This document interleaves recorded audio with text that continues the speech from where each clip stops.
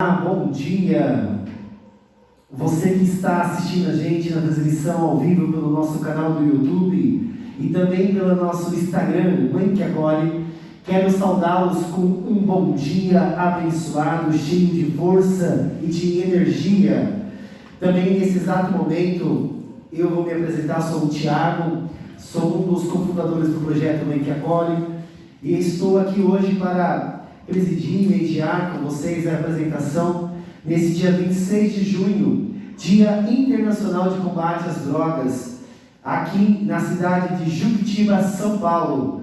Quero agradecer nesse exato momento a pessoa do nosso presidente da Câmara, Francisco Vitorino, que mesmo no dia que não tem atendimento aqui na Câmara de Vereadores, cedeu sua equipe, cedeu espaço, viu a importância do plenário estar à disposição desse movimento de uma semana de prevenção, de conscientização.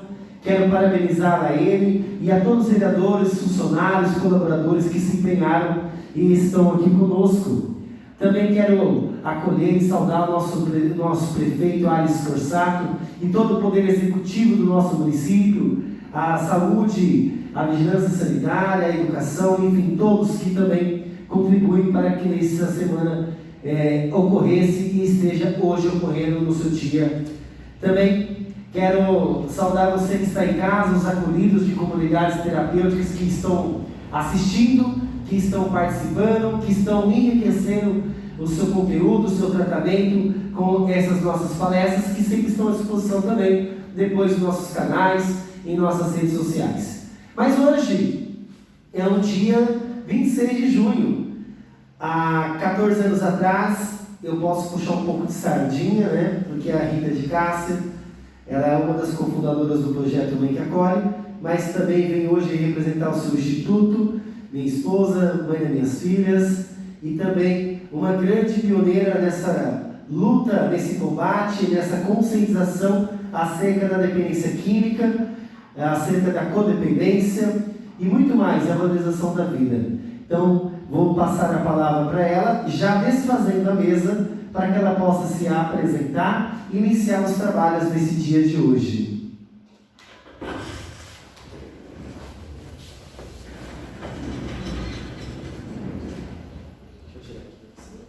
A dança das cadeiras. Vamos tentar com esse? Para ver se fica bom?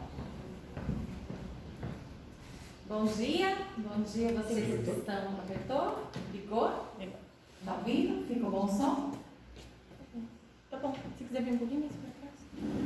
Não atrapalha? Bom dia, né? Gratidão estar aqui presente, fazendo parte dessa semana tão especial para o projeto Mãe que Acolhe, que promoveu essa semana, para o Comad, que apoiou, e para o município de Juquitiba, mas muito além disso, né? Porque é um evento aí que foi além de fronteiras, graças à nossa tecnologia, a todo essa possibilidade da gente estar na casa das pessoas com mais facilidade, né? Eu vou falar um pouco devagar, estou um pouquinho ofegante aí, uma pós-recuperação do Covid, então peço desculpas aí se a minha voz ficar um pouco falhada, tomar um pouco de água de vez em quando, mas eu não queria deixar de estar aqui com vocês, de participar. Aqui um pouquinho da minha formação acadêmica e profissional. De formação, eu sou pedagoga. A parte da pedagogia que sempre me atraiu foi a questão do aprendizado, né? Então, a gente olha assim a pedagogia como um aprendizado para a criança, né? E não, nós somos seres em contínuo aprendizado, né? Como adultos, nós também estamos ali em constante vontade, desejo de aprender. Muitas vezes aprendemos até quando não queremos. Então, a área da pedagogia que me atraiu foi essa questão do aprendizado. Sou especialista em dependência química, neurociência e aprendizagem e especialista em neuropsicopedagogia. Formação na área da dependência química pelo DENARC, pela FEBRAT, né, que é a Federação Brasileira das Comunidades Terapêuticas, pela UEA, que é a Organização dos Estados Americanos, também agente da Pastoral da Sobriedade pela Diocese de Campo Limpo. Já fui membro aqui do Comad de Juquitiba durante 2 anos, de 2018 a 2019. 12 anos aí de experiência em comunidade terapêutico, como o Thiago apresentou no início, foi o projeto Mãe com Poli. Atualmente eu estou há 2 anos como Serviço de Proteção Social Básica, que é um serviço a crianças e adolescentes em situação de vulnerabilidade social e fortalecimento de vínculos familiares e comunitários, que vem assim trazer uma grande bagagem para mim nessa questão da família, né? E palestras em comunidades terapêuticas, grupos familiares e mentorias particulares. Isso é um pouco da minha história acadêmica e profissional, mas como mulher, como pessoa, como ser humano, eu também tenho pessoas que eu amo e que muitas vezes a gente vem fazendo escolhas diferentes das que a gente queria e que muitas vezes leva, né, ao que a gente poderia dizer de caminhos de morte, escolhas que a gente sabe que estão ali prejudicando a questão da saúde dessa pessoa, como principalmente falando nessa semana, a dependência química. Como Instituto TARI, que é o que eu venho representar aqui hoje, a nossa missão como Instituto, o Instituto ele nasce com essa vontade de auxiliar as pessoas na busca pelo autoconhecimento, para valorizarem as suas potencialidades e serem capazes de alcançarem os seus sonhos, aprender essa influência do meio que estão inseridos e melhorarem seus relacionamentos interpessoais. Então a gente acredita sim que o autoconhecimento ele pode trazer uma ferramenta muito importante para a gente melhorar em todas as áreas da nossa vida, né? Mas que também isso é um processo. Hoje nós vamos falar do método Meolari terapêutico que é desenvolvido pelo Instituto TARI dentro da codependência. Mas para falar da codependência eu preciso entender que existem grupos diferentes. Existem os familiares, amigos do dependente químico, existe a codependência na dependência química. Isso não quer dizer que todos os familiares e amigos do dependente químico eles se tornam codependentes. Não. Tá? Agora, o codependente na dependência química é uma pessoa próxima do dependente químico, um familiar, um amigo, um profissional que esteja ali ajudando ele. Tá? Mas a gente não pode generalizar. Ah, é mãe, é pai, é tio, é parente do dependente químico, é um codependente. Não. Né? É algo específico que a gente vai entender um pouquinho por quê. Os familiares e amigos do dependente químico são pessoas que estão próximas a ele, essa pessoa que faz o uso abusivo do álcool e outras drogas, pessoas que também podem estar adoecidas, mas no caso de uma depressão, de um transtorno de ansiedade, de um déficit de atenção, por conta de todo esse conflito familiar, né? Porque se a gente aprendeu essa semana que o dependente químico é uma pessoa que tem dificuldade ali na sua resiliência, em lidar com alguns conflitos, então ele nasce num seio familiar que de uma certa forma alguns conflitos existiram e houve essa dificuldade em lidar com eles. Então pode ser que todo este lar esteja em conflito e uma pessoa escolheu o caminho das drogas. Então, há essa necessidade de olhar para todos os membros dessa família, porque ela pode estar, sim, adoecida. Mas, não necessariamente no caso da codependência, tá? Então, esse familiar, ele pode estar desenvolvendo, sim, outras doenças que a gente precisa olhar com atenção, mas não necessariamente a codependência. É uma pessoa que quer ajudar o seu familiar e muitas vezes não sabe como. Já a codependência na dependência química é um termo usado mais específico para se referir a pessoas próximas a alguém que faz esse uso abusivo de drogas, né, de álcool e outras drogas. Mas que ele também é dependente junto com esse usuário, só que de forma afetiva e não da substância em si. E ele tem esse desejo de tornar-se um cuidador integral. Então a gente imagina uma pessoa que está ali acamada e que necessita de um cuidador integral. O dependente químico, ele não é este caso, mas o codependente, ele tem essa ideia de que o dependente químico, ele precisa de um cuidador em tempo integral. O codependente, ele aproveita momentos em que o outro precisa da sua ajuda para se colocar como salvador deste usuário de substância. Só que ele ajuda esse usuário pelo seu ego, pela sua necessidade de ajudar, e não pela necessidade do outro dessa ajuda em si. Ele deixa de viver a sua vida para viver em função deste transtorno. E a gente também percebe que o dependente químico ele tem a dificuldade de aceitar, né? A gente fala que é a fase da negação, onde ele tem a dificuldade de aceitar que ele é um dependente químico, que ele não é forte perante a droga, que ele ali perante a droga ele é fraco e que ele precisa de uma ajuda. Ele não consegue sozinho. O codependente, a gente vê uma maior negação ainda, porque o codependente ele não percebe, né, que ele está ali naquela posição de doente. Ele entende que é o familiar dele que precisa de ajuda e que ele não, ele está ali para ajudar, ele ali é o salvador daquela situação. Ele não consegue enxergar a sua condição. Então a gente vê que há sim essa potencialidade de negar. Eles não aceitam que eles estão doentes. No livro Codependência Nunca Mais, a autora explica a codependência como um triângulo de gramas de Cartman. Então Cartman estudou ali um triângulo de gramas que é baseado entre salvador, perseguidor e vítima. E aí a autora desse livro ela coloca o codependente nesse triângulo de dramas. Salvar e tomar conta significam quase o que parecem dizer. Salvamos as pessoas de suas responsabilidades, tomamos conta das responsabilidades delas, depois ficamos com raiva delas pelo que nós fizemos. Então nos sentimos usados e com pena de nós mesmos. Esse é o padrão, um triângulo. Então essa explicação na página 99 deste livro, ela coloca assim de uma maneira bem clara como que o codependente ele age diante do dependente químico nessa necessidade de ajudar. Então ela se coloca como salvador, ela quer ajudar, ela faz pelo ego dela de ajudar, depois ela se sente vítima porque essa pessoa não consegue mudar os comportamentos da forma como ela queria, e aí ela toma o papel do perseguidor. Então ela começa a acusar, ela começa a ficar com raiva daquela situação, e é um movimento inconsciente. É um movimento que o codependente ele faz de até empurrar o dependente químico de volta para uma recaída, né? Então assim, mas Rita, as pessoas fazem isso? Infelizmente, é um movimento inconsciente, porque neste papel de perseguidor, ele volta a ter uma recaída e aí ele volta a precisar de mim, porque eu necessito que as pessoas precisem de mim.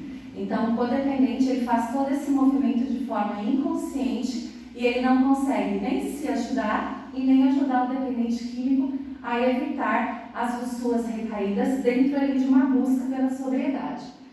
E uma observação bem importante é que até os profissionais correm o risco de se tornarem codependentes. Então, um profissional da área da saúde, um profissional da área da assistência social, um profissional que trabalha ali diariamente numa comunidade terapêutica, ele pode vir a desenvolver ali a sua codependência, onde ele se coloca como salvador daquele que ele está assistindo, e aí quando a pessoa recai, quando a pessoa não faz aquilo que é orientado, né, esse impulso de raiva da pessoa não necessitar mais de você, e aí faz com que esses movimentos inconscientes voltem a acontecer também com o profissional, como se uma recaída de alguém que está sendo assistido fosse algo pessoal ao seu trabalho.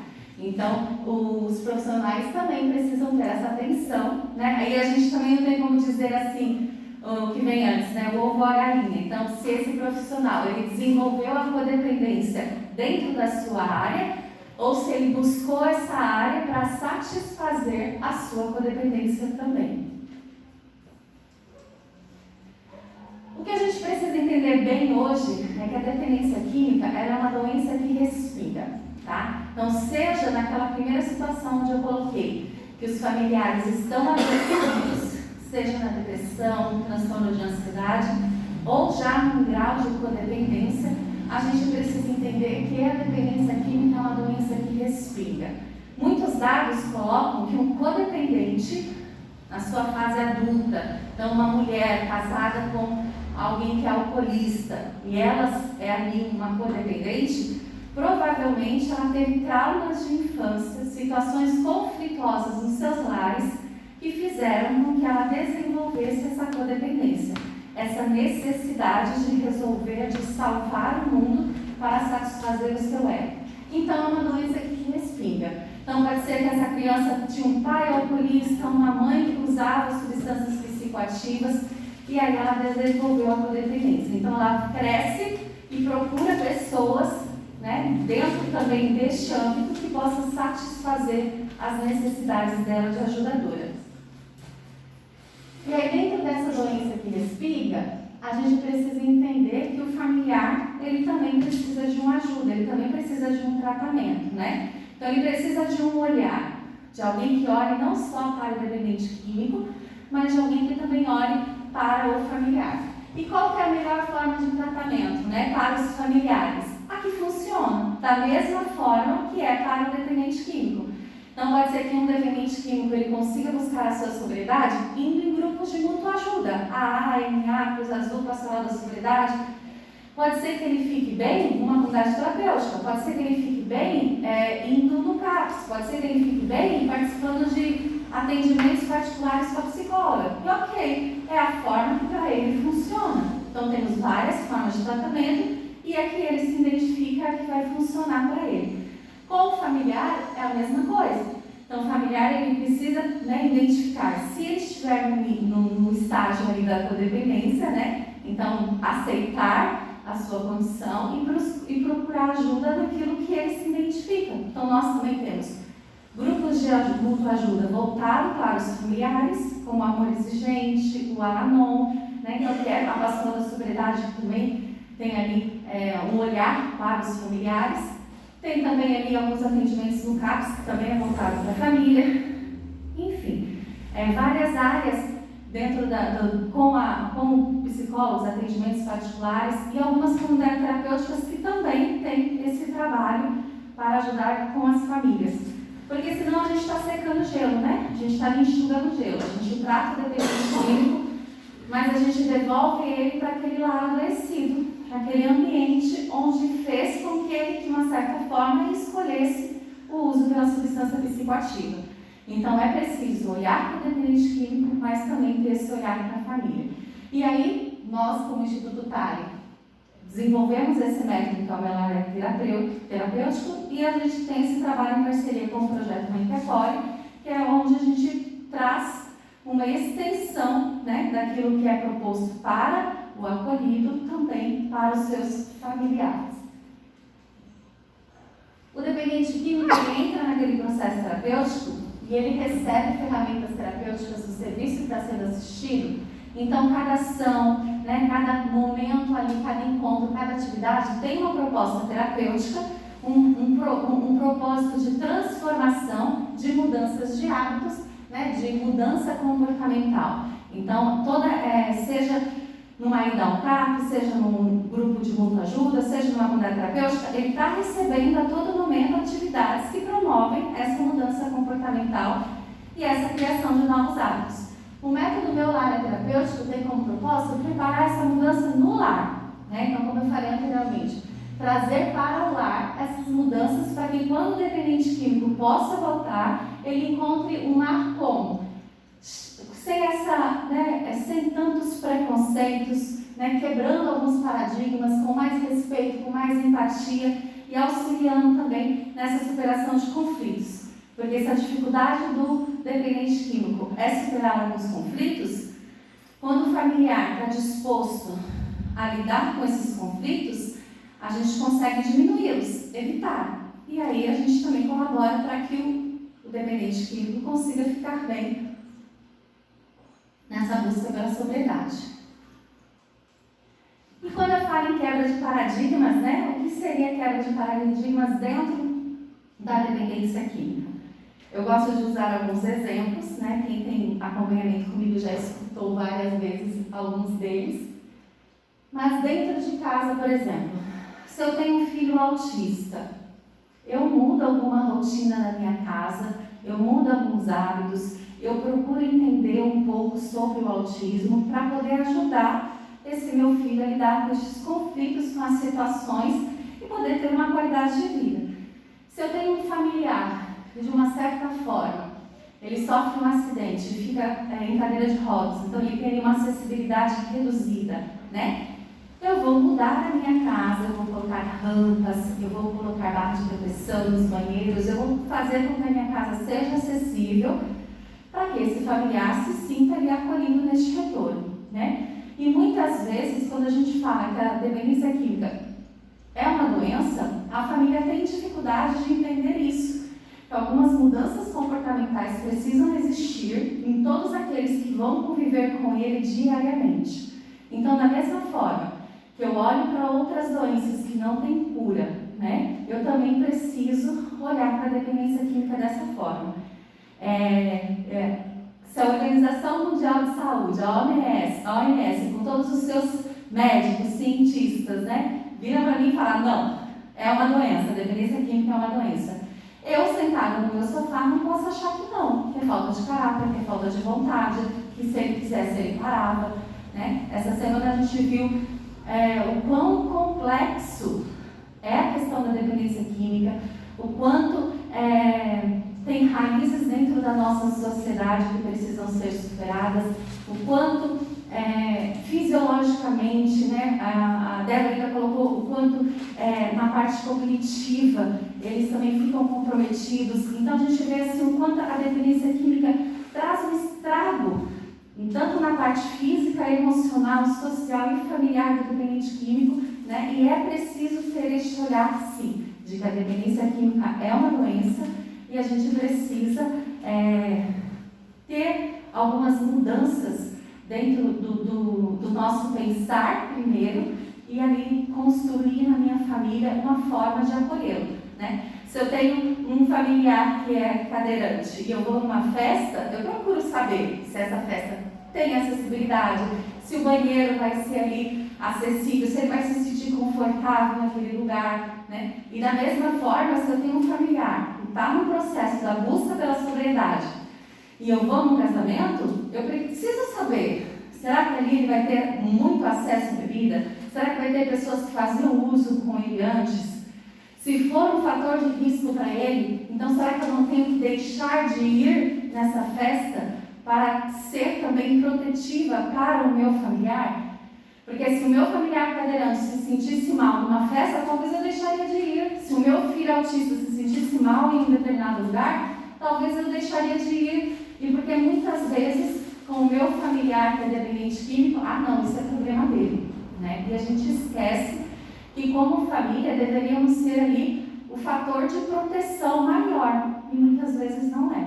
É muito triste na comunidade terapêutica quando a gente vai mapear, né, o fator de proteção, a rede de proteção, as pessoas que eles se sentem seguras, né, estando lá fora, que não é um risco para uma recaída, vamos explicar assim melhor para vocês, e a família não está incluída.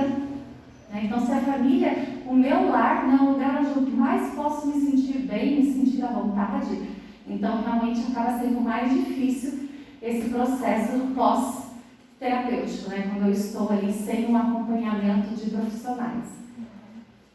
O incentivo também ocupa as crianças, né? Eu preciso entender dentro de casa, dentro da minha família, o que eu estou fazendo também de preventivo para as minhas crianças. Quando a gente coloca que a codependência surge no adulto porque ele foi criado em lares conflituosos, que muitas vezes pode ter tido a dependência química inclusa, então se dentro do meu lar eu tenho um familiar adulto que tem a dependência química, eu preciso olhar para essas crianças, como elas estão assim, sendo assistidas e como está sendo o meu incentivo de forma oculta, né? Eu costumo brincar que você vai num restaurante, as bebidas com álcool, elas são servidas no pedestal. A taça é o quê? Um pedestal. Agora pede um suco de laranja, uma Coca-Cola, vai vir ali naquele copinho sem graça, né?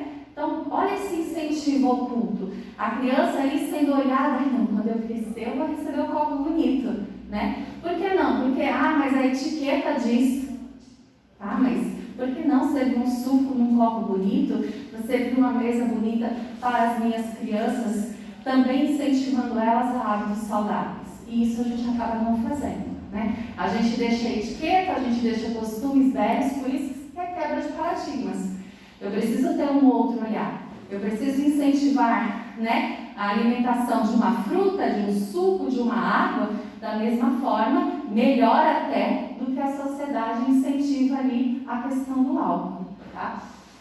A questão do acesso também, né? Se o meu familiar retorna e ele não pode dar o primeiro gole ali na questão do álcool, mas a minha geladeira continua com cerveja, continua com bebidas alcoólicas, o fácil acesso para ele faz com que o lar não seja protetivo, não seja um lugar saudável. Então é preciso também olhar para essa questão do acesso, tá? E aí quando a gente pensa uma diabetes ou um colesterol, por exemplo, alto, né? São doenças assim que dizem estatisticamente que o controle de uma dieta de alguém que começa uma dieta alimentar por conta da diabetes, as recaídas são muito maiores do que as recaídas dentro da dependência química. A gente sabe que o prejuízo, né, o dano acaba sendo muito maior na dependência química do que uma recaída, de repente, na dieta alimentar do diabético. Mas é um risco tanto quanto. Pode ser que naquele momento, um diabético comer ali um doce, algo que contém açúcar, carboidrato, ele venha a ter que ser socorrido, né, imediatamente. Então a gente sabe os riscos que tem também para essa doença. Mas se a gente vê a vozinha assaltando a geladeira de madrugada, comendo aquele bolo de chocolate que ela não poderia porque era diabética, ninguém fala, vó, que safada, que falta de caráter, vó, se ela não tem força de vontade. Mas se é um dependente químico que tem acesso àquela bebida ali dentro de casa, aí a culpa é dele, né? Então a gente não tem esse olhar de que é uma doença e que precisa ter alguns cuidados. Que muitas vezes ele tem até a vontade, ele tem o querer, ele tem o desejo de ficar sóbrio, mas por conta de N fatores, até físicos, ele muitas vezes não consegue. Na questão da área da saúde, né, se quebra de paradigmas, se chega alguém alcoolizado, às vezes, para um atendimento, e a gente fala com propriedade, porque às vezes a gente já precisou socorrer um acolhido e chegar no médico, no hospital, e o hospital falar assim, está gastando SUS para esses nóia, né? Então, são falas dentro do atendimento na área da saúde que precisam também ser quebradas. Quando chega alguém alcoolizado, deixa aí ele passar a bebedeira que eu tenho outras pessoas para atender. Só que se chegar alguém infartando, porque exagerou na gordurinha da picanha no final de semana, e ele tem colesterol alto, ninguém deixa ele lá pensando um pouquinho na gordurinha que ele comeu, né? E também foi algo que ele não deveria ter feito, né? Então são quebras de paradigma dentro da área da saúde diante da dependência química. No trabalho, a gente vê algumas festas de empresa, né? Como eu falo que o álcool ele é servido no pedestal. Então festas de empresa ali que muitas vezes é regado no álcool, né? Que faz a pessoa se expor àquela situação e que depois que acontece algo, digamos assim, um exagero no álcool, alguma coisa assim na bebida, como vocês perceberam, muitas vezes a predisposição, né? Então a pessoa não metaboliza o álcool da mesma forma que outras pessoas. Então há ali uma predisposição para o alcoolismo que pode surgir, pode iniciar em uma festa de uma empresa. Então quando a pessoa oferece, toma aí, né? Vamos comemorar. E o seu colega de trabalho fala assim, não, obrigado, eu estou de boa. Não, você tem que beber, porque não, você vai dar uma de careta agora? Vamos beber. A gente precisa entender que o não é não para tudo. Não é só não para quando a mulher não quer ficar com o cara. Não é não para tudo dentro da sociedade. Porque, de repente, eu ofereci o álcool para uma pessoa que está há 5 anos lutando com a sua sobriedade e naquele momento que ele tomou o primeiro gole, porque eu insisti, eu trouxe de volta todo um pesadelo para uma família que está há 5 anos limpo, mas naquela insistência, porque está todo mundo falando que se ele não tomar ele é careta, isso e aquilo, ninguém sabe o que ele já passou por conta do álcool, mas ele aceita beber. E aí traz de volta toda uma história, toda uma luta contra o álcool. Então a gente precisa entender os limites, né? Uma pessoa fala, não, ok, não insiste. Ou às vezes a pessoa nunca experimenta o álcool e aí numa festa de empresa ela acaba experimentando o álcool e ali inicia a sua trajetória na luta contra o alcoolismo. E aí a gente entra na própria sociedade, né? Que há esse incentivo, a sociedade faz assim, bebam, aí depois que você se torna alcoolista, agora eu não te quero mais. Ela incentiva o uso e depois ela mesma repudia. Eu lembro de uma situação muito particular que foi não sei qual edição que foi de um reality show, e aí tinham só 3 finalistas, e os 3 já tinham ganhado prêmios, então os 3 já estavam ali, independente de quem seria o campeão, os 3 já tinham ali uma boa bolada de dinheiro para ficar tranquilo. E aí a última festa, regada de muita bebida, uma das participantes, sob o efeito do álcool, acabou empurrando, e aí é tido como agressão, ela foi expulsa do programa. E aí ela vem a perder, né? No dia seguinte, quando a pessoa acorda e fala, nossa, o que eu fiz, né? Só que aí se você parar para pensar, aquilo foi promovido, né, foi incentivado pelo programa e depois o próprio programa repudia as ações que o álcool leva. Porque todo mundo sabe que é isso do álcool, no uso abusivo do álcool, é o que vai acontecer. Brigas, conflitos, situações que a pessoa no dia seguinte vai se arrepender. Então, na sociedade, há um grande incentivo para beber o álcool e depois um grande repudio quando a pessoa se torna ali alcoolista. Então, assim, eu só te aceito se você tiver controle. Mas a gente percebeu o quê? Cada corpo é de um jeito, cada corpo reage ao processo do álcool de uma forma, né? Isso sem falar das substâncias psicoativas. Mas especificamente do álcool, que a gente vê que ele é muito centrado na nossa sociedade como algo comemorativo. Então, muitas vezes a gente esquece, né, que para algumas pessoas aquela taça fica ok e para outras desenvolve ali a questão do alcoolismo. Tá. E aí, qual que é a proposta do método Meolari terapêutico? O dependente químico, dentro do seu processo terapêutico, ele vai entender o quê? Algumas mudanças comportamentais que são importantes para essa nova vida que ele vem buscar, né? Uma vida de sobriedade. Só que muitas vezes, se a família não é acompanhada, não é mostrado a essa família a importância que eles também têm de mudar esses hábitos, muitas vezes o acolhido ele não consegue introduzir isso quando ele está fora da comunidade terapêutica, né? Então, são coisas que só funcionam na comunidade terapêutica? Não.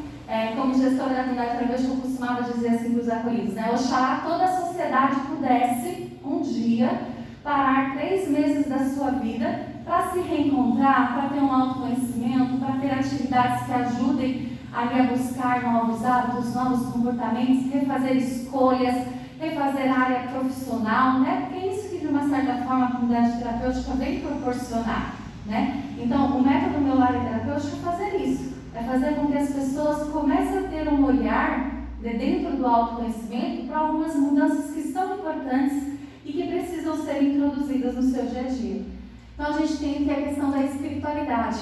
A maioria das comunidades terapêuticas tem uma linha de religião específica, uma denominação religiosa, mas as que não têm, mesmo assim, elas incentivam essa busca para encontrar a sua espiritualidade, né? Independente de qual religião a pessoa vai se sentir ali confortável, acolhida, né? Se encontrar diante da sua fé, mas entender o quanto é importante a busca por uma espiritualidade juntamente com a busca da sobriedade. Só que aí a pessoa passa lá na comunidade terapêutica, começa a entender a importância da espiritualidade, vai para casa passar um final de semana, que a gente chama de reintegração social, e aí, vamos fazer uma oração para agradecer esse alimento, né? Aí a família já, era nóia, agora vai fazer pregação, vai fazer o quê? Beato, pastor, padre, o que você vai virar agora? Então, pequenos comentários, pequenas brincadeiras que acabam surgindo, fazendo com que ele entenda que o que ele está aprendendo na comunidade terapêutica ou num outro acompanhamento não vai ser aceito no seu seio familiar. E o que a gente mais deseja é se sentir pertença dentro da nossa família. Se o acolhido entender que aqueles novos hábitos que ele está tendo não vai fazer com que ele sinta-se pertença no seu lar, então ele não vai aceitar. E aí ele não começa a duvidar só da espiritualidade, ele começa a duvidar de tudo que a comunidade oferece. Então, se a família não entender que aquilo que ele está recebendo também é importante para eles, ou pelo menos não criticá-lo, né? Então não vai ter frutos tudo isso que ele está aprendendo. Os estudos, né, dentro da comunidade terapêutica, eles vão entender a importância de completar os seus estudos. A maioria dentro da dependência química não termina o ensino ensino médio, acaba tendo evasão escolar, acaba não concluindo seus estudos. Então, há por parte dos profissionais um incentivo para que eles voltem a estudar, para que eles possam concluir pelo menos ali o que é um ensino básico, né, para conseguir uma profissão. E aí, muitas vezes, ele chega para a família e fala: eu estou pensando em voltar a estudar, fazer ali, de repente, um supletivo, à distância, alguma coisa assim. Que estudar o quê? Você tem que procurar emprego quando sai daqui, arrumar o que fazer. E acaba não entendendo que dá para fazer as duas coisas, né? Acaba não entendendo a importância de incentivar, sim, concluir estes estudos, até para conseguir uma carreira profissional melhor. A importância dos grupos de mútua ajuda. Então, eles entendem lá que eles fazem, dentro da comunidade terapêutica, eles já fazem simulados de encontros dos grupos de mútua ajuda. Quando eles estão fora, tanto o CAPES, né, quanto os atendimentos nos outros postos de atendimento, eles também incentivam essa participação nos grupos de mútua ajuda, que seria o AA, o Alcoólicos Anônimos, o MA, que é o Narcóticos Anônimos, Pastoral da Sobriedade, Cruz Azul, enfim, são vários, tá? Não vou aqui, eu falei só os mais conhecidos. E esses grupos de mútua ajuda, o que são? É uma forma de, como a dependência química ela não tem cura, o dependente químico ele vai estar ali em processo terapêutico para o resto da sua vida. E o grupo de mútua ajuda seria uma dose semanal, um comprimido semanal para que ele possa lidar com os seus conflitos, para que ajude ele nessa resiliência diante de algumas situações que vão acontecer na semana. E aí, se ele deixa de participar deste grupo, vai acumulando, né? E aí, muitas vezes, a família não entende o que é importante para eles, né? Então, ele sai da comunidade terapêutica, sai ali daquele processo que ele está sendo acompanhado, e aí ele começa a ir no grupo de mútua ajuda. Vai numa terça-feira, vai na outra, aí vai na próxima. Aí a família pega e fala assim: mas hoje é aniversário da tia, você tem que ir mesmo? Não dá para você não ir essa semana? Vamos no aniversário da tia. Tá bom, já fui semana passada, não vou hoje, vou no aniversário da tia. Aí passa outra semana: mas você vai mesmo? Eu tinha marcado da gente ir no shopping para assistir aquele filme e hoje é mais barato, você tem que ir mesmo? É justo terça-feira, não dá para vocês semana que vem?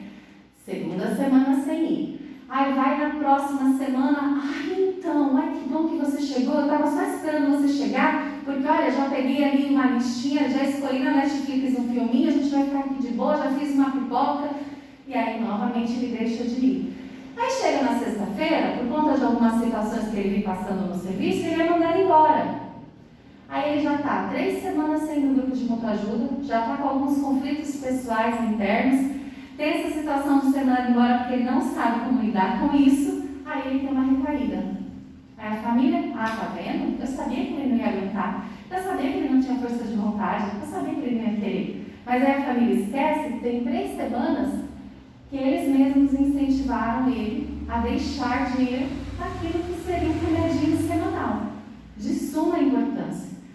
E nós, seres humanos, temos essa tendência de achar que é importante só aquilo que é importante para nós. A gente esquece de entender o que é importante para o outro.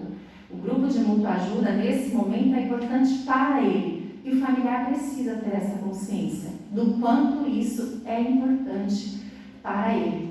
E além de, buscar também grupos de mútua ajuda para a família. Então, não só incentivá-los a ir, mas também procurar qual o grupo de mútua ajuda na minha região que é voltado para a família que eu possa frequentar, tá? Nós temos também a questão do esporte, né? Atividade física, esporte, lazer, recreação. Eles atendem o quanto tudo isso é importante. Principalmente a questão da atividade física, né? A dopamina, a endorfina, o quanto esses hormônios são importantes para esse processo dentro da sobriedade, por conta dessa busca do prazer, né? Que a droga fazia, promovia esse prazer falso, e aí agora eu preciso fazer com que o meu corpo volte a produzir um prazer. Então a busca pela atividade física é muito importante, então também precisa ser incentivado. Mais perto de casa, o campinho de futebol é local de uso do pessoal, é fator de risco para esse meu familiar. Ok? Então vai com ele, dá 3 voltas no quarteirão. Não tem condições de pagar uma academia. 3 voltas no quarteirão a gente não paga, né? formas que seja acessível à minha realidade. Então, se eu tenho condições financeiras para uma academia, para um local onde eu possa praticar esportes, ok. Se eu não tenho, quais são as atividades que eu posso promover? Na praça, no parque, em volta ali das ruas da minha casa, mas precisa ser incentivado, tanto para o dependente químico quanto para a família que está buscando ali novos hábitos. A faxina, né? Os outros métodos de tratamento, como o CAPES, atendimento psicológico, redução de danos, não tem essa questão, mas dentro da comunidade terapêutica eles aprendem a importância ali da faxina. E eu digo que a faxina é muito pedagógica, né? Porque se eu sujo e eu mesmo limpo, a próxima vez eu evito sujar. Eu tomo consciência das consequências dos meus atos. Então isso é para a vida. O dependente químico ele também precisa entender a consequência dos atos dele. Então, se ele suja, ele limpa, se ele erra, ele tem que consertar e assim por diante. Né? Então, participar do cotidiano da família, na questão da faxina, da limpeza, né? É muito importante. Muitas vezes o acolhido vem de um processo, né? De lavar roupa, de lavar os pratos, de ajudar ali na limpeza, principalmente quando a comunidade é masculina, né? Quebrar esses tabus dentro ali dos homens, né? De limpar a casa, de fazer faxina e tudo mais. Há um preconceito ainda muito grande nesse ponto. Então o acolhido ele é todo inserido neste novo mundo, só que quando ele retorna para casa, não lava nem a xícara, nem o copo de água que ele tomou. Né? Então isso remete a pequenas recaídas comportamentais que vão acabar fazendo com que ele volte para a vida que ele estava antes do processo terapêutico. Então, como eu comecei, né, falando da importância da pedagogia, porque eu aprendo todo o tempo da minha vida. Então, eu preciso entender que pequenos hábitos eles vão fazer a diferença na minha mudança como um todo. Então, se eu aprendo algo e eu tiro aquilo, pode ser que eu comece a ir tirando outras coisas também, tá? Então, para entender o quanto tudo que eu estou aprendendo faz parte de uma nova vida, que precisa ser introduzida dentro ali do meu ambiente familiar. Então, a importância do método é o quê? Fazer de cada lado uma extensão dos novos comportamentos que esse dependente químico está recebendo. Então, se ele está recebendo novos comportamentos lá dentro, é porque ele precisa continuar lá fora. Só que ele só vai conseguir continuar lá fora se as pessoas com quem ele morar também entrar neste processo.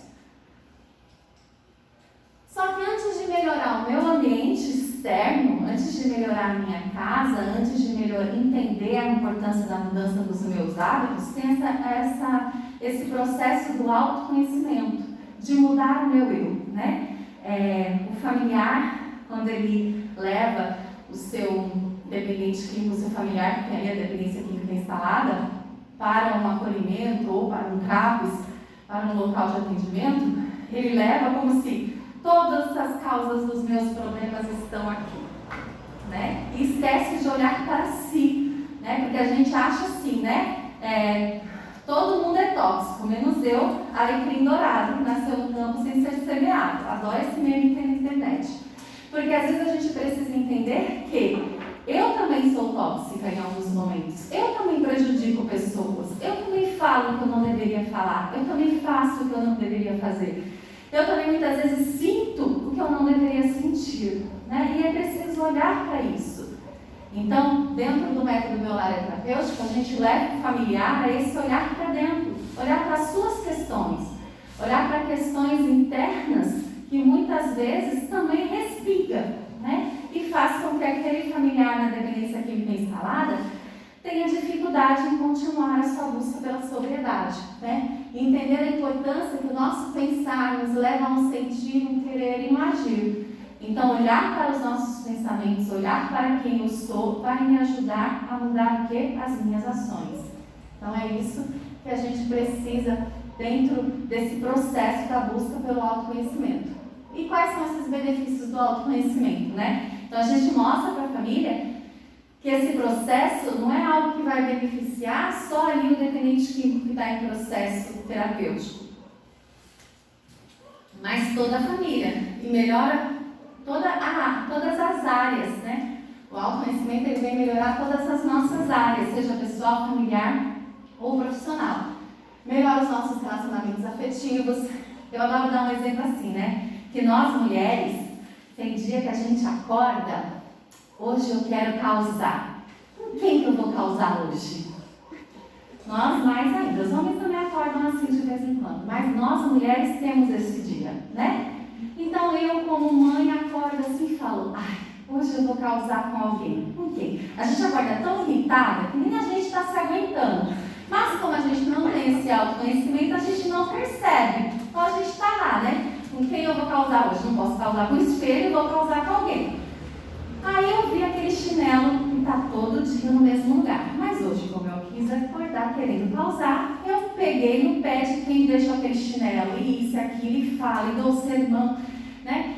Minhas filhas costumam dizer que é melhor, ai mãe, ó, por que você gosta de falar tanto? Né? Olha, por que a senhora devia ser daquelas que batesse, que fica falando.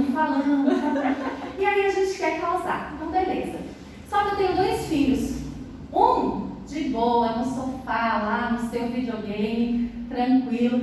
O outro, ele tem a dependência química instalada e está num processo terapêutico, está ali buscando. Tem umas escorregadas, mas está tentando. E aí, aquele dia que eu acordei querendo causar e estou reclamando ali com aqueles chinelos, aquele filho, que de repente não tem a dependência química instalada, vira para a mãe e fala, lá vem a mãe de novo, ainda bem que eu estou no meu videogame. E nem dá atenção. Agora, aquele filho que tem a dependência química instalada, que não tem a resiliência que vocês aprenderam essa semana, que não sabe lidar com alguns conflitos, né? Que já está ali com aquela dificuldade, porque ninguém olha para ele, porque ninguém sabe lidar com a dor que ele tem, como a gente escutou ontem o padre falando, né? Como é difícil lidar com a dor do outro. E aí ele está ali, a mãe falando, e ele não quer responder, não quer falar nada. O que ele faz?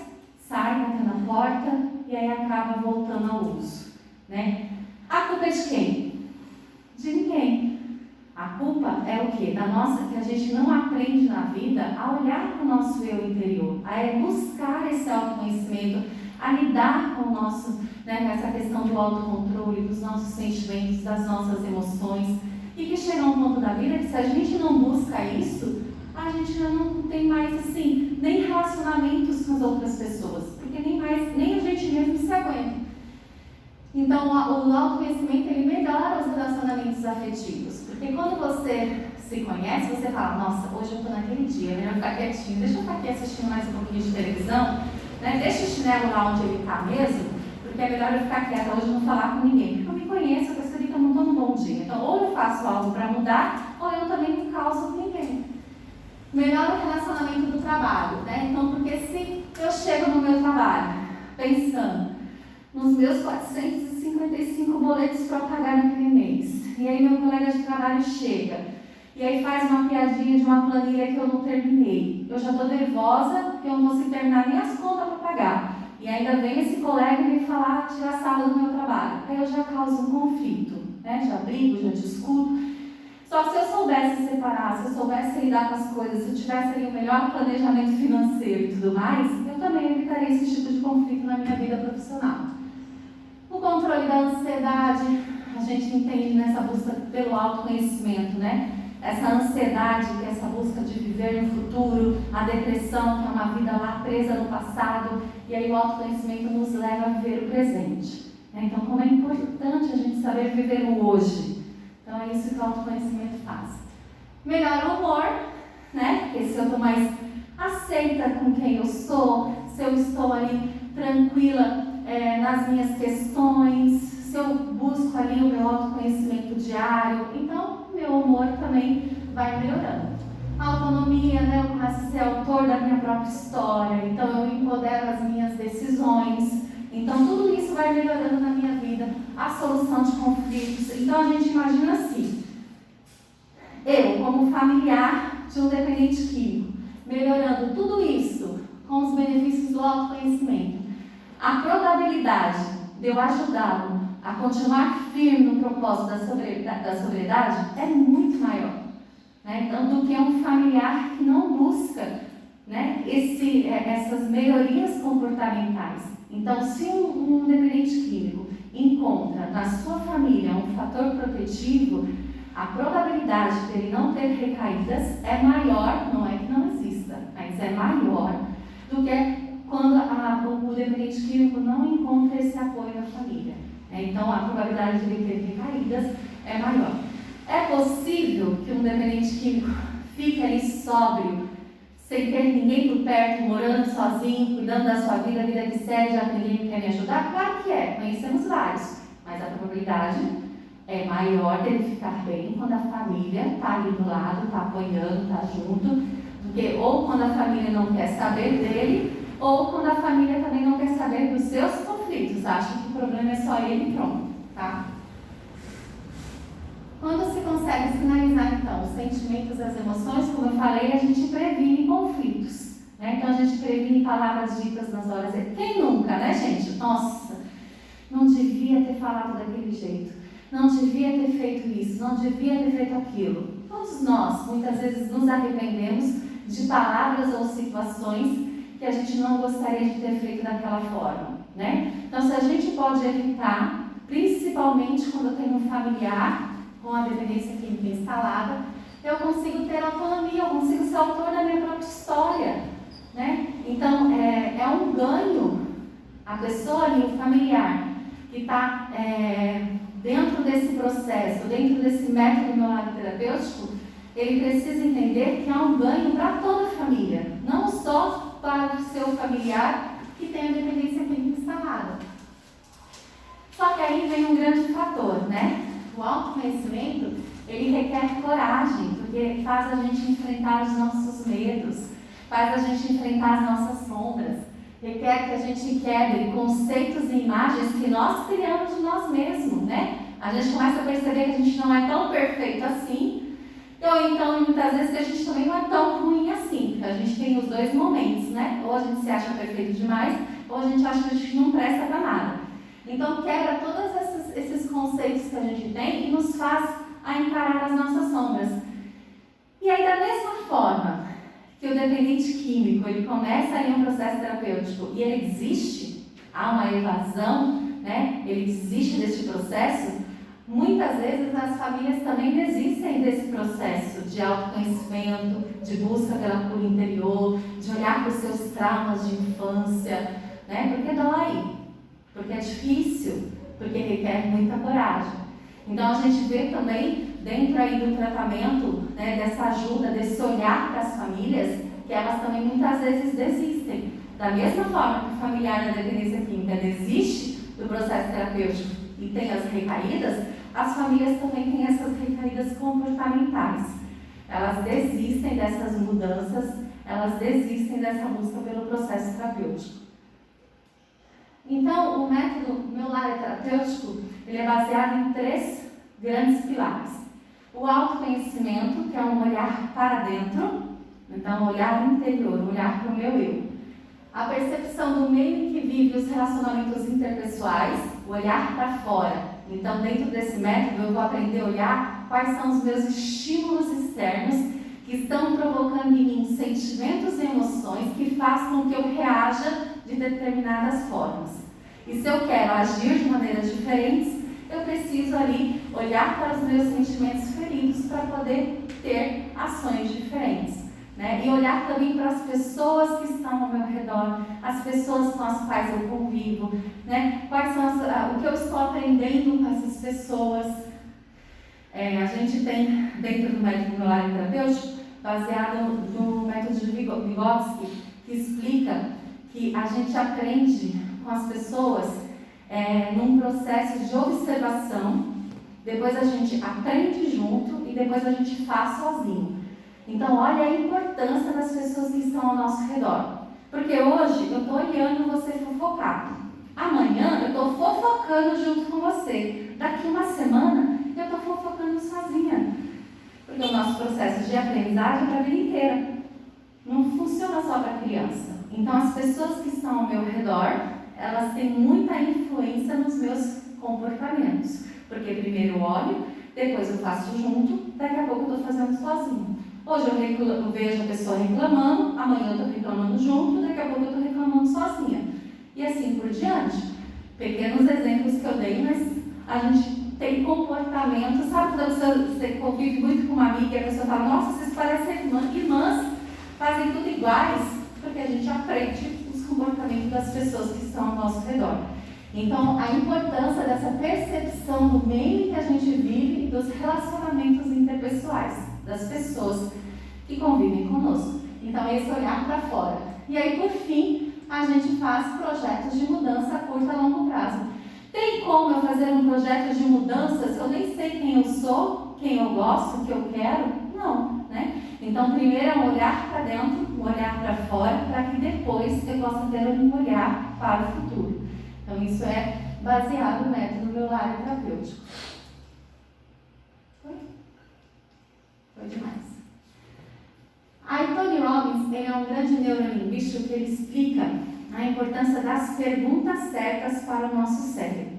Então, a gente precisa entender que o nosso cérebro é assim, a máquina mais importante que a gente tem e que colabora conosco ali o tempo todo quando a gente sabe utilizá-lo, né? Quando a gente deixa ele adormecido, ele vai vivendo por si. Então, ele faz o quê? Ele nos sabota, né? Então, tem a questão da autossabotagem, quando a gente deixa o cérebro sozinho ali, lidando com o nosso inconsciente, cheio de traumas e feridas. Então, acontecem ali as autossabotagens. A questão dos gatilhos comportamentais, né, que existe, a gente fala muito na questão da dependência química, que são situações externas que acontecem, que fazem com que dá esse desejo ao uso da substância psicoativa ou do álcool, mas isso acontece conosco também, gatilhos comportamentais. Ah, eu quero fazer caminhada todo dia à noite. Mas aí chega, olha para o sofá, olha para a televisão, olha que gatilho. Ai, eu quero ficar debaixo desse cobertor, esse sofá. Eu não quero fazer caminhada. Aí eu tenho uma recaída comportamental. Então, o meu cérebro, ele está ali o tempo todo naquilo que é mais fácil, naquilo que naquele momento causa ali um prazer. Então, eu preciso fazer o quê? Com que o meu cérebro me ajude nessas minhas mudanças, nessa busca por aquilo que é novo e que eu quero até se tornar um hábito, até que para ele seja algo tão natural que ele faça sozinho. Até o ponto de eu chegar em casa, olhar para o sofá e não ser mais um gatilho, mas olhar para o tênis e falar, vou lá fazer minha caminhada, sonho meu.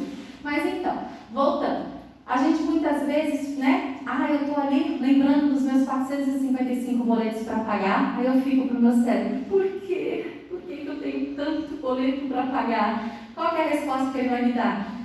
Porque você gasta demais, porque você não tem controle financeiro, porque ao invés de que você gasta mais do que você recebe, ele está me dando solução? Ele está me acusando.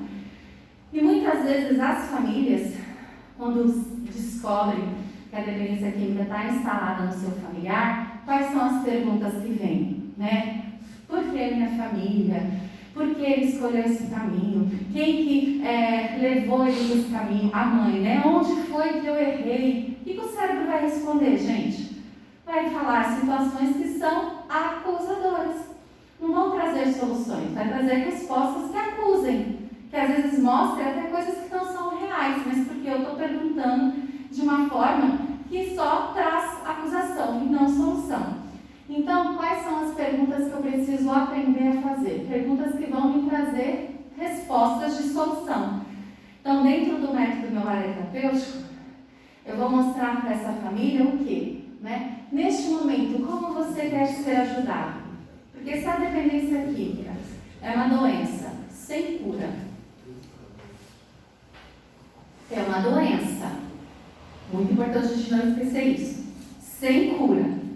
Então, eu posso chegar num lugar, levar meu familiar e a pessoa que me atender falar, tranquilo, volte daqui um mês que ele está curado. Nunca mais ele vai ter recaída. Não, ninguém pode falar isso para um dependente químico, porque é uma doença sem cura. Então, para a vida inteira ele vai estar lá lutando, né, nessa busca pela sobriedade, fazendo os acompanhamentos onde ele se sentir melhor, para que sempre esteja ali sóbrio, né? Então, seja sem o álcool, seja sem as substâncias psicoativas. É um processo contínuo na vida dele. A partir do momento que a doença está instalada, é um processo contínuo, ok? Então, eu preciso chegar para essa família e falar para ela que, né, ele tem todo um processo, ele tem toda uma ajuda, mas nunca mais vai ter recaídas? Não, eu não posso falar isso para essa família. Eu preciso mostrar para essa família que que a busca pelo autoconhecimento, que essa ajuda, né, de melhorar as mudanças comportamentais, essas mudanças nos hábitos dentro de casa, vão fazer o quê? Que ela se sinta mais fortalecida, que ela se sinta que ela consiga viver de uma maneira também olhando para ela, olhando para as feridas, para os cuidados que ela precisa ter, para que quando esse familiar necessitar de ajuda, ela saiba fazer isso. Neste momento, como você quer ser ajudado? Porque muitas vezes o codependente, ele chega para o dependente químico e fala: eu te ajudo, mas só se for desse jeito. Eu imponho condições para ele, não, só se você for para acolhimento, só se você passar no CAP, só se você fizer dessa forma. E eu esqueço, né, de perguntar, mas como? Como você quer ser ajudado? É como eu chegar para uma família que está em situação assim de passar fome, levar uma cesta básica e falar assim para a família: olha, toma, eu trouxe a cesta básica. Saio e falo para todo mundo: eu ajudei aquela família. Só que ela não tem um fogão e ela não tem um chão de gás para fazer a comida. Ela vai comer um ovos cru? Então eu não ajudei. Eu não perguntei para o outro como ele quer ser ajudado.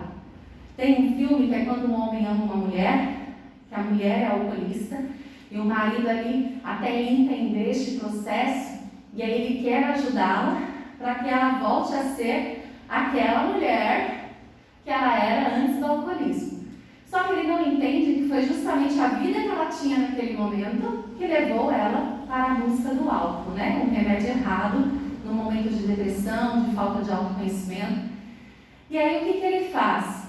Ele faz de tudo, né, para que ela aceite a ajuda dele daquela forma. E aí se você tem um olhar assim, você fala: nossa, que mulher ingrata, né? Só que ele não entende que o processo terapêutico fez com que ela se tornasse uma nova mulher, um novo eu, sem o álcool, mas com novas escolhas, com novos sonhos. E aí, neste momento, ele precisa olhar para ela e falar assim: legal, e agora, né? O que vamos construir juntos, né? Como você quer ser ajudada? Como eu posso te ajudar neste momento? Então, o familiar muitas vezes esquece de respeitar também os sonhos e as vontades que o seu familiar, mesmo com a dependência química instalada, ainda tem direito de ter. Sonhos, desejos e vontades. Então, precisa ter essa pergunta. Neste momento, como você quer ser ajudado? Então, como eu posso te ajudar? Ou você quer tentar sozinho? O que você quer fazer? Então, o método meu lar terapêutico, ele não faz com que os problemas não existam mais. Não é isso. É fazer com que o familiar tenha condições de lidar com os conflitos atuais e com os conflitos que irão surgir. E com isso, essa pergunta, quais mudanças eu posso fazer nos meus hábitos para colaborar com a busca pela sobriedade deste meu familiar? Quais mudanças? O que eu tenho que tirar da geladeira? O que eu tenho que tirar da minha casa? Aonde eu tenho que deixar de ir? E aí? Então, por exemplo, uma esposa. Se a esposa gosta de beber cerveja, mas o seu marido tem problema com álcool, como vai ser beijar essa esposa se ele não pode dar mais o primeiro gole e sentir o gosto do álcool? O cheiro, o suor dela vai exalar o álcool. E aí? Como é conviver com essa pessoa, sendo que ele não vai poder ter mais contato com o álcool? São escolhas, Então, assim, é o que eu falei, a dependência química é uma doença que respinga. E aí a família precisa fazer escolhas. Se ela quer, se ela está disposta a ajudar do jeito que ele quer ser ajudado, aí a probabilidade dele ficar bem é maior, Então, é esse olhar para a família. Entender que as famílias muitas vezes vêm sim, feridas, machucadas, não conseguem mais ver uma luz no fundo do túnel, e a gente entende, o quanto isso é dolorido para muitas famílias. Quando o Padre Nelson falava ontem, que a dor do ser humano, quando não incomoda a outra pessoa, a gente precisa olhar para essa pessoa, Se a dor do outro não te incomoda, o que está acontecendo? Então, se olhar para uma família que está passando todo esse conflito e não ter compaixão, não ter empatia, são dores. Todos ali estão sofrendo. O dependente químico que fez escolhas que levou para que a dependência química ali naquele momento ficasse instalada. A família que em diversas situações de conflito que passaram, que vivenciaram, também de uma certa forma sofrem com ele, ou já sofreram antes, né? Muitas vezes, ao acolhido, o dependente químico, ele chega no acolhimento da terapêutica e ele verbaliza traumas, situações de infância que fizeram com que a escolha da dependência química fosse inevitável. Porque se a dependência química é uma fuga da realidade, e de repente aquele adulto, no momento da sua infância, sofreu violência doméstica, sofreu abuso sexual, quando ele começa a perceber tudo aquilo que ele sofreu, fugir de tudo isso, muitas vezes buscar as drogas, é inevitável. Né? Se ele não tem o quê? Todo um amparo, todo um apoio familiar, que muitas vezes a família talvez não tenha nem condições de ser este suporte, ou talvez nem saibam, né? Então, muitas vezes a gente atende o acolhido e ele verbaliza situações de abuso de pessoas próximas e que ele quer que a família não fique sabendo. Então, às vezes o pai e a mãe estão ali, não sei porque meu filho fez isso, por que ele vai se envolver com as drogas, ele tinha de tudo, mas ele nem passa, nem sonha que o seu filho, por exemplo, sofreu um abuso sexual na infância, né? E que para ele até hoje ainda é difícil de lidar com isso. Então, são dores que os outros passam, que às vezes a gente até vai ficar sabendo, e às vezes não.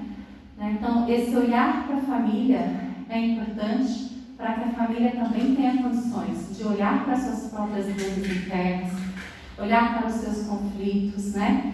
A gente às vezes vai atender uma mãe que está ali depressiva e não consegue nem cuidar de si, como ela vai ser um apoio, um suporte para o seu filho quando ele sair desse processo terapêutico.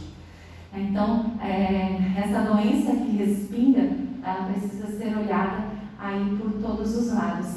A gente atendeu uma vez no projeto Mãe que Acolhe uma tia que trouxe ali o seu sobrinho para morar em São Paulo, e esse sobrinho, acompanhado por ela, ele acabou se envolvendo na dependência química, e ela traz ele para acolhimento muito cansada, muito debilitada, porque ela já não estava aguentando mais aquela situação da dependência química na casa dela, né? E aí esse jovem recebe todo o suporte, aceita as mudanças que são sugeridas, entra ali no processo terapêutico de fato, como a gente costuma dizer, adere a todo o plano que é oferecido. Passa uns 2, 3 meses, ele mostra mudanças, né? Mas aí essa tia vem para uma visita, não, porque eu estou cansada, cheia de coisa para fazer, e a gente, como assim, né? Porque um familiar, não sei da onde, que sofreu uma situação e que está acamado, trouxe para dentro de casa. Então a gente vê o papel do codependente neste ponto.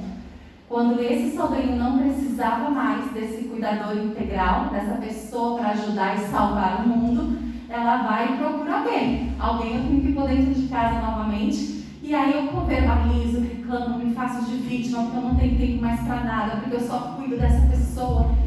E só para a gente entender o quê? Como é a pessoa que vive aquilo, ela não percebe, né? Ela não percebe que ela tem um som externo aqui, gente.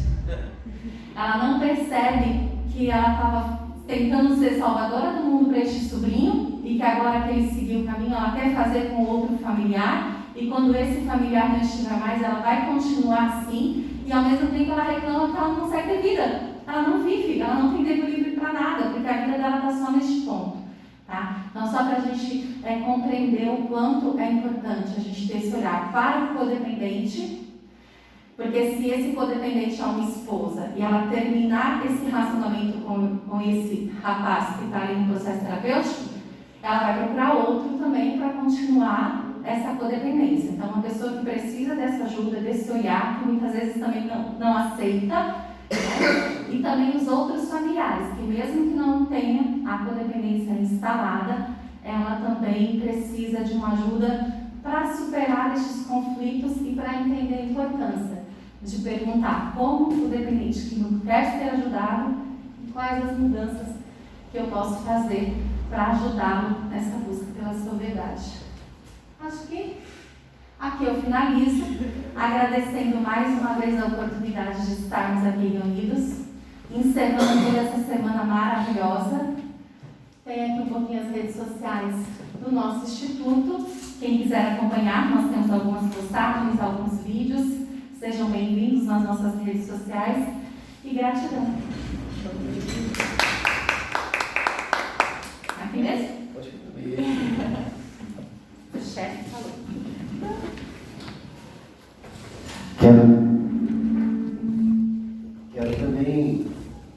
também o nosso vice-presidente do Comad, o Éder, também sócio proprietário da Kairos, Rede Kairos de acolhimento, que também chegou aqui e participou desse programa conosco, desse encerramento dessa semana.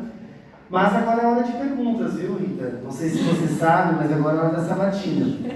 Né? Eu vou chegar mais perto, o Éder chega mais perto, Éder. Isso. Vocês também podem mandar perguntas via WhatsApp, pela rede, e nós vamos também perguntar para ela aqui. Eu sei que também a Jaqueline, que está aqui, e a Natália, com certeza tem perguntas para você. Mas a gente vai começar, logicamente, com uma pergunta bem simples, a qual a gente quer fazer para o primeiro e ao tempo dos demais fazerem. Quando a gente fala sobre a codependência, nós falamos, logicamente, sobre pessoas que, em algum momento, como você bem explanou para nós, e nem sempre são familiares, ou nem sempre são amigos, nem todo mundo que está perto do dependente é um codependente. Tá? O que na atualidade, hoje você que trabalha com crianças e adolescentes, que trabalhou também com dependentes, trabalha hoje com os familiares, qual que é a sua visão acerca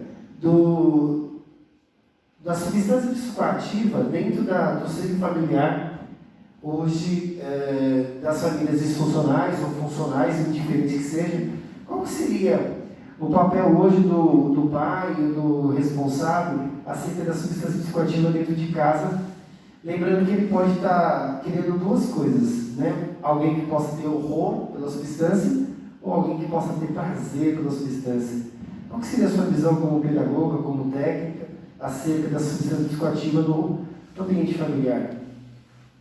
É uma pergunta, como você disse, né, muito relativa, porque um filho de um alcoolista, ou ele pode ter muito repudio a ponto de não querer sentir nem o cheiro, ou ele pode, ao mesmo tempo, ir crescendo e repetindo alguns comportamentos. Né?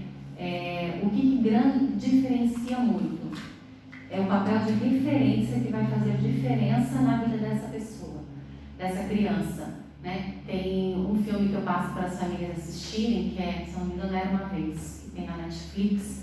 Esse jovem, ele vem de um seio familiar onde o avô é alcoolista, a mãe acaba se tornando viciada em remédios e depois em heroína, e ele descobre a maconha e está seguindo o mesmo caminho.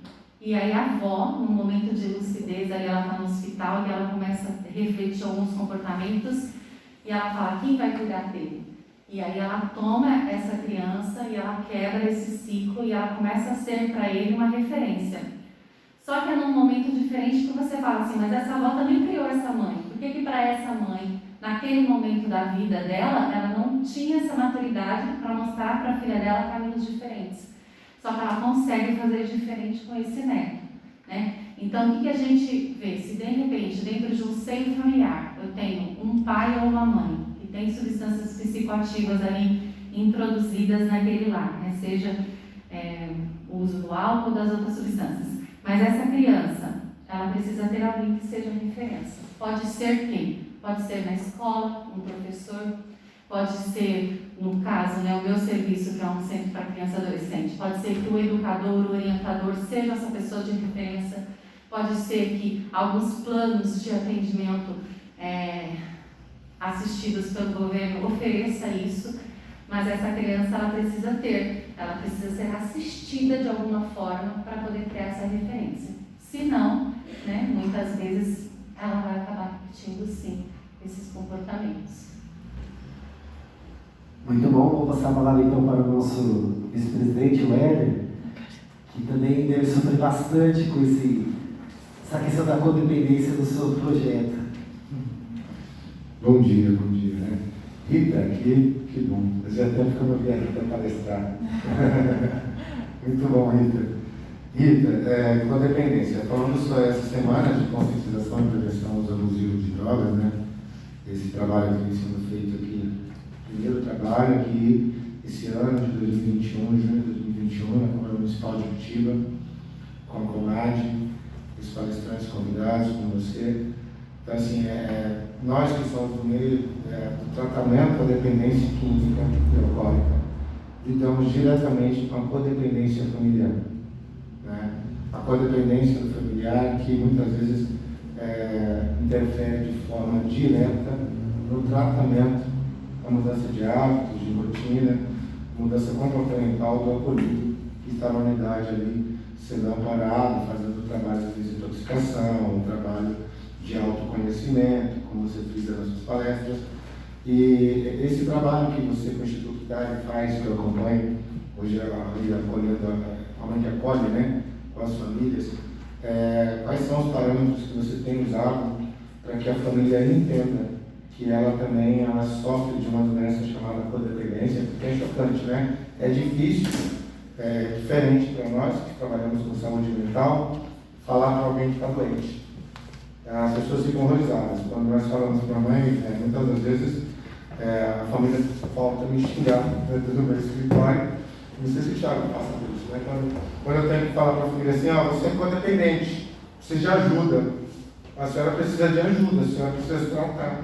Né? Eu sinto que muitas vezes elas não falam, mas a vontade delas é de soltar ali os cachorros em cima de mim. E essa abordagem, ela tem que ser, hoje é feita aí fora por alguns trabalhos, alguns grupos de autoajuda, né? Maranon, outros grupos que ajudam, que são pessoas que sofrem pelo processo, passam no processo e se ajudam ali mutuamente. Especificamente, o seu trabalho hoje, isso eu gostaria de ouvir para aprender, né? Como você aborda isso com as famílias.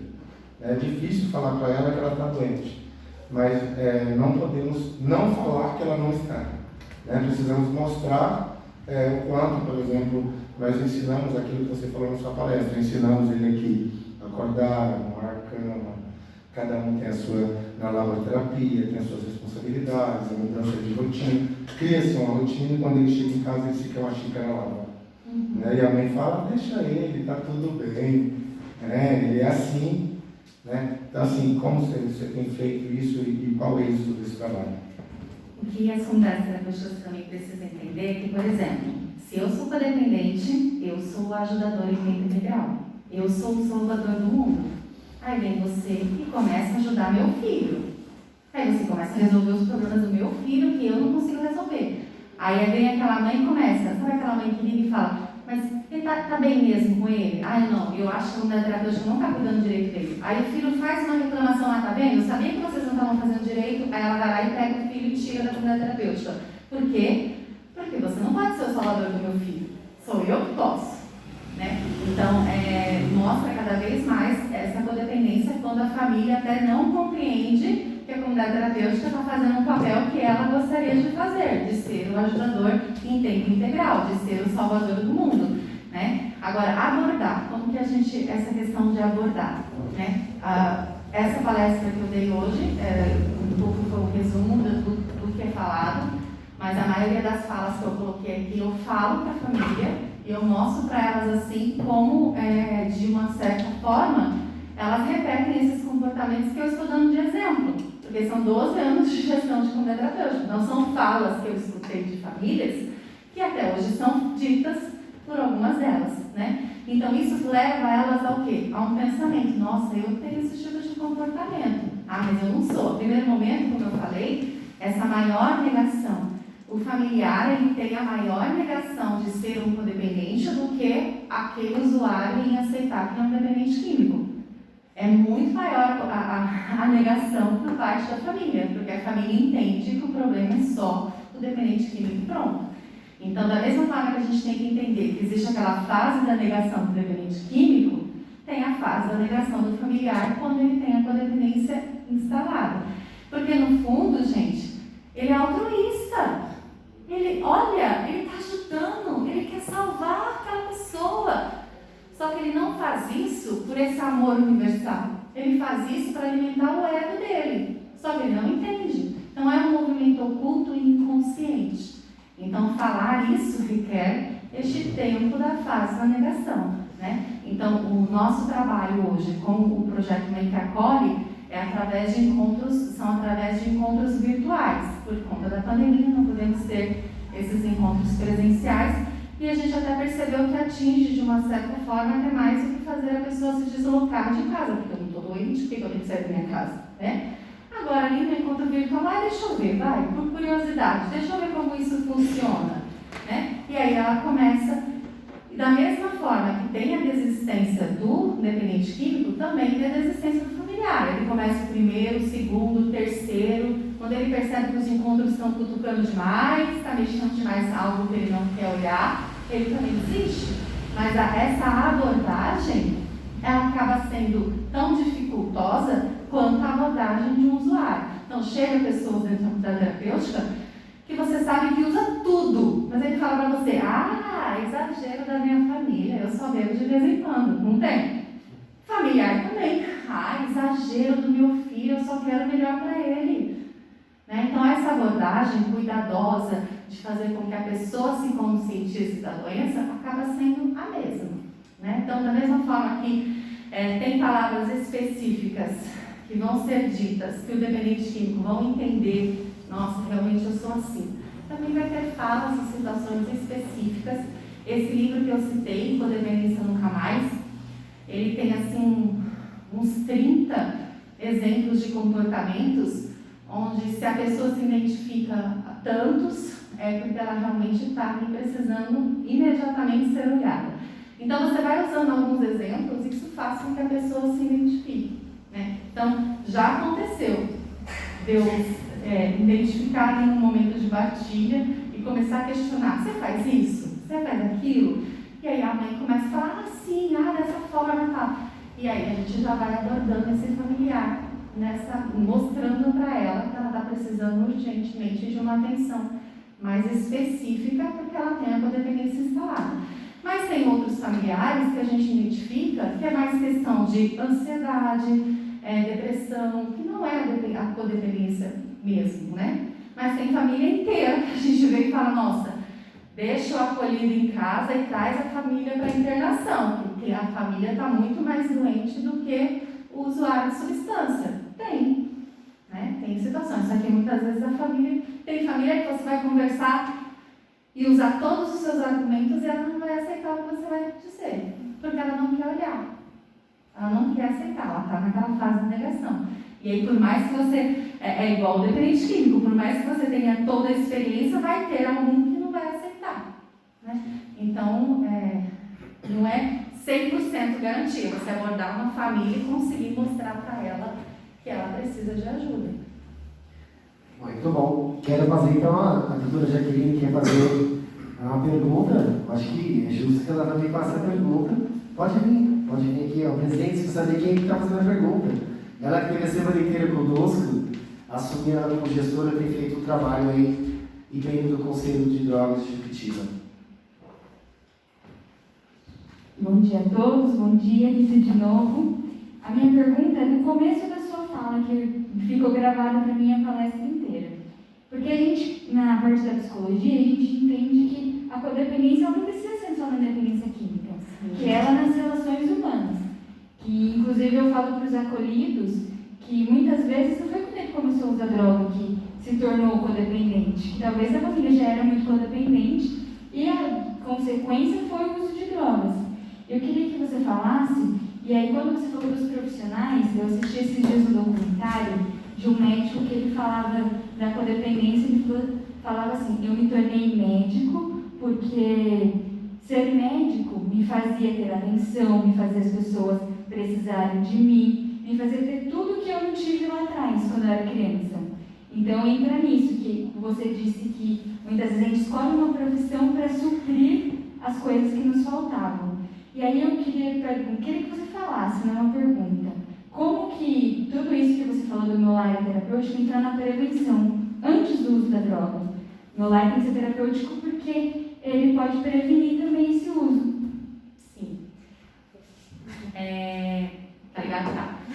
Dois pontos, né? A codependência, a gente especificou dentro da dependência química, mas ela pode surgir em várias situações, várias áreas. O exemplo que eu dei, por exemplo, daquela tia, né? Ela estava ali ajudando um sobrinho que era dependente químico, mas depois ela pegou um familiar que era acamado, né? Então ela supriu ali a codependência dela, a necessidade de ser um salvador, não necessariamente deu continuidade na dependência química. Na dependência química, ela acaba se tornando atualmente, né, de uma forma mais visível, por conta dessa questão de proteção, né? Então, o codependente, ele não quer que aquele dependente químico saia sozinho, ele não quer quer cuidar do dinheiro dele, quer cuidar das escolhas, quer cuidar de tudo. Então, é de uma forma... E hoje, como está aumentando o número da dependência química, infelizmente, então a parte da codependência dentro da dependência química está se tornando mais abrangente, para dizer assim, do que nas outras áreas, né? Digamos que o codependente está se satisfazendo através da dependência química. E se talvez não tivesse ali o dependente químico, ele fosse para outras pessoas que necessitariam de mais atenção, tá? Quando a gente vai procurar estudos sobre isso, então assim, eu tenho uma colega psicóloga que ela foi fazer o TCC dela especificamente na codependência e é uma área muito pouco estudada, uma área que tem pouca assim, informação para a gente poder buscar. Por isso até, talvez respondendo um pouco mais do que o Éder perguntou, as pessoas negam porque você não tem nem muito como fundamentar para a pessoa aquilo que ela apresenta, porque a gente não tem como buscar. O meu TCC também de especialista em dependência química, neurociência e aprendizagem, eu também coloquei essa questão do que a rede oferece para a família e muitas vezes você até tem dentro do plano ali do SUAS esse atendimento, mas ele não atenderia a demanda se a gente divulgasse isso. Se a gente falasse para todas as pessoas, procurem, né? Eu sofro isso com o meu serviço, às vezes eu identifico algumas situações das crianças que poderiam ter ações preventivas enquanto são crianças, só que como não são ações necessariamente emergenciais, a rede não atende, porque a rede não consegue suprir a demanda, né? Então a gente até tem ali alguns pontos, mas eles não conseguem atender realmente aquilo que é necessário. E aí por falta dessa fundamentação de estudos dentro da área da codependência química. E os profissionais são levados, né, a esse olhar, muitas vezes por conta de ser um salvador, né? Mas que também é tratado. Ele pode continuar sendo, no caso do médico, por exemplo, ele pode continuar sendo médico, tratando essa questão do ego e tudo mais, e entendendo essa diferença que ele estava fazendo. Só ligando aí um pouquinho o seu comentário. E aí dentro da prevenção, né? Quando a gente fala do meu lar terapêutico, o que é ser terapêutico? É ser saudável, é ser harmonioso, né? Então é fazer com que o meu lar seja um lugar ali harmonioso, um lugar saudável. E é isso que a gente coloca para as famílias. Esse trabalho como Mãe que Acolhe é voltado especificamente para quem tem a dependência química instalada. Então a gente tem esse olhar mais específico. Mas a gente também faz com outras pessoas, outras famílias que de repente não têm a dependência química instalada, porém, um dos temas que é a dependência química e as formas de tratamento, elas entram, porque eu acredito sim que uma pessoa em determinado momento, se ela não sabe lidar com os conflitos e ela está passando por uma situação difícil e ela começa a entrar numa depressão sem perceber, algo assim muito sutil, hoje ela toma uma taça de vinho, amanhã ela toma 2, no terceiro dia ela toma 4, daqui a pouco ela não está mais conseguindo dormir sem tomar uma tacinha de vinho, 2, 3, 4, daqui a pouco ela começa a ver as garrafas se acumulando dentro de casa, né? Isso está sendo uma fuga para um conflito, um problema que está sendo instalado, né? Até quando eu falo com as mulheres, né? Eu falo assim, muitas vezes a gente identifica o marido, né, que é ali o alcoolista, o dependente químico, mas a gente esquece de prevenir que essa mulher, né, e o índice de mulheres que estão cada vez mais indo para essa busca do álcool e outras substâncias está cada vez maior. Então, a prevenção, quando a gente fala em escola e tudo mais, a gente sempre tem um olhar muito masculino, né, e esquece também de formar e orientar essas mulheres.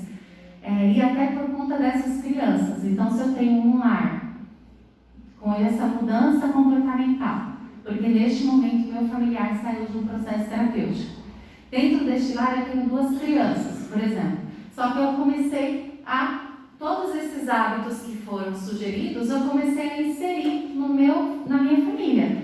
Então, aquele familiar que, de repente, até voltando à sua primeira pergunta, tem ali um pai alcoolista, mas que está ali buscando a sua sobriedade e entra neste processo do meu lar terapêutico, essas crianças também estarão sendo afetadas com esses novos comportamentos que a família está agregando, que também vai ser de uma certa forma preventivo para elas, para que quando elas cresçam não desenvolvam uma codependência por conta do que o pai é alcoolista e para que também não desenvolva ali uma dependência química por conta dos mesmos comportamentos dos pais.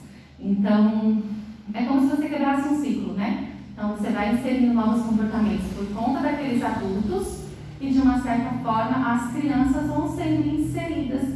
Então, acaba sendo também preventivo para elas. Consegui atender aí a sua dúvida? Com certeza. Muito bom. Acabei juntando as 3 perguntas numa só, né? Deixa eu continuar aqui, Rita. Eu pedi ajuda aos universitários que estão lá na cartaz. Ele saiu perguntando um monte de gente. Quem tem mais pergunta que eu quero acabar com a Rita, tio? Não, Rita, não, é que assim, vamos aproveitar o seu conhecimento. Então, assim, eu pedi aqui para os meus coordenadores da unidade masculina e da feminina perguntarem sobre a codependência.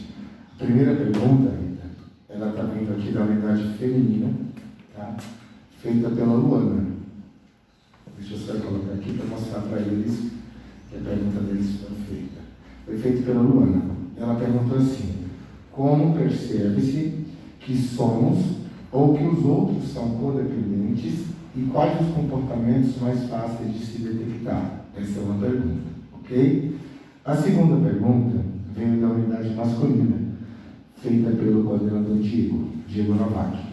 Ele disse assim: de que forma a codependência influencia no sentido terapêutico durante o tratamento? E de que forma influencia na recaída do acolhido após o tratamento, tendo em vista a descarga emocional que a família age com o acolhido? Ok, então a da Luana, esse triângulo que eu citei do Cartman, sobre o triângulo de dramas, ele especifica muito essa questão do comportamento. Então, por exemplo, eu vou lá, olha, eu quero te ajudar, eu preciso, vem comigo, eu ando o bairro inteiro atrás dessa pessoa e eu encontro essa pessoa que está ali no uso, e aí ela volta para casa, e aí ele está ali, ele tomou banho, vomitou, está ali dormindo, tal situação, e aí eu começo, por que eu fui atrás dele? Olha que não sei o quê, olha que eu fiz isso, vem o papel de vítima, né? Olha, mas ele vai voltar, aí de repente até agressivo, né? Ele pode chegar a me bater, me agredir, não sei o quê, por que eu fui atrás dele de novo, por que eu fiz isso? Começa a ser este papel de vítima. E por último, o papel do perseguidor. Então, quando no dia seguinte a pessoa acorda da ressaca, né, tanto do álcool quanto da substância psicoativa, vamos citar assim como uma ressaca, e aí aquele codependente, em vez de, olha, você ontem fez isso, como que eu posso fazer para te ajudar? O que vem? Vem o perseguidor. Ontem de novo, a gente combinou de fazer outra coisa, e você saiu, e você não fez. E esse papel de jogar, de acusar, é esse papel do perseguidor, e aí eu satisfaço novamente esse triângulo. E aí no meio dessa discussão, a pessoa vai embora para fazer uso. E aí o que eu faço? Pego minhas coisas e vou novamente procurar essa pessoa pela rua. Aí ele volta, aí eu venho esse papel de vítima, por que eu fui atrás, por que eu fiz isso? Aí ele acorda, tá vendo? Olha o que você faz eu fazer, você está destruindo a minha vida, eu estou aqui me acabando por você. E esse triângulo, exemplificando nessa situação que é mais fácil, mas ela pode acontecer de muitas formas. Por exemplo, eu sou muito amiga da Jaqueline e a gente combinou de ir para um final de semana em tal lugar. Então a gente vai, mas olha, eu acordei essa semana, não estou muito bem, não queria ir. Mas eu não vou falar com a Jaqueline, né? A Jaqueline gosta muito da minha companhia, não vou deixar ela ir sem mim, então eu vou sim, né? E aí eu não falo para a Jaqueline que eu não gostaria de ir, porque eu quero ir, tal, não sei o quê, só que aí eu também vou, não aproveito muito aquilo que deveria ser feito, e aí de repente eu volto, e aí acontece alguma coisa no final de semana, e eu, tá vendo, a culpa é da Jaqueline, porque se ela não tivesse feito eu ir neste lugar, né, só que assim, no final é todo esse triângulo se repetindo, onde eu sou a pessoa mais importante, eu vou lá fazer o passeio dela ser maravilhoso, aí depois eu tô lá, ai, nesse papel de ai, eu não devia ter vindo, eu só vim por causa dela, o papel de vítima, e depois o do perseguidor, onde eu acuso o fato da minha decisão, colocando em cima do outro esse papel. Então é um triângulo assim, de comportamentos que vão se repetindo, especificamente na dependência química, porque eu quero ajudá-lo, mas também em várias áreas da nossa vida. Isso, né? O codependente, ele é uma pessoa, acaba sendo uma pessoa tóxica, e ele não é só com aquele familiar da dependência química. Se ela tiver 2 ou 3 filhos, ela também tem comportamentos parecidos com os outros filhos. Só que não reporta a questão, né, mais agressiva desse empurrar para o uso. Que aí já responde um pouquinho a segunda pergunta, né? Como que ele faz essa questão da recaída, o que prejudica no processo terapêutico? Aquele exemplo que eu te dei. Como que a comunidade terapêutica está ajudando? Esse papel é meu. Então ela começa a interferir, ela começa a duvidar, né? Fazer o dependente químico duvidar de algumas coisas que estão sendo apresentadas ali, para que o dependente químico não veja mais a comunidade terapêutica como salvadora dele, mas é a minha família que realmente faz tudo por mim, então é a minha mãe ou é meu pai, enfim, é essa pessoa específica, não é a comunidade terapêutica, então ela vai fazendo de tudo.